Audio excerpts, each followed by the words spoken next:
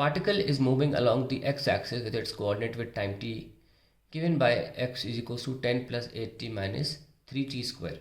The particle moving the y-axis with coordinate as a function of time given by y equals to 5 minus 8t cube. ठीक है, तो x और y चीज़ें दे रखी हैं हमें. At t equal to 1 second, speed of second particle as measured in the frame of the first particle is given by square root of v. Then v in meter per second is. तो first particle का जो displacement function है वो दे रखा है 10 plus 8t minus 3t square. सो इसका velocity function निकालते हैं. It will B 8 minus 6t और वो भी at t equal to 1 second पे. So it will be 2 meter पर सेकेंड. और दूसरा जो y है वो है y माइनस 8t क्यूब. तो इसका हम वेलोसिटी फंक्शन निकालें अगर तो आएगा माइनस का 24t square at t equal to 1. It will be minus का 24 मीटर पर सेकेंड. तो ये आ गया हमारा vy और ये आ गया vx in as a function of time.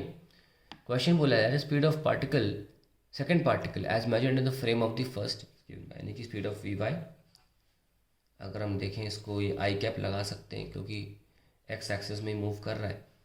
So Y particle की speed with respect to the X particle की speed will be V Y minus V x.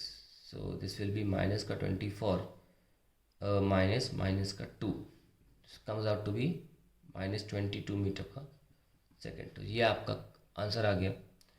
अब हमें दे रखा है कि हमें स्क्वायर रूट ऑफ वी दे रखा है. तो ये स्क्वायर रूट में तो अच्छा इंटीजर में तो नहीं आएगा, कुछ गलती है लगता है.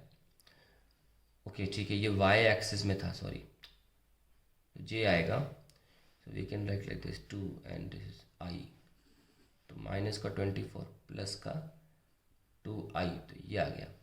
Now we can find out the velocity as 2 square plus 24 square which is coming out to be 580. So v की वैल्यू आ गई 580 क्योंकि हमें बोला है कि जो वेलोसिटी है वो स्क्वायर रूट ऑफ v है. तो ये v जो है आपका 580 आ जाता है रूट के अंदर. That is the answer to the question.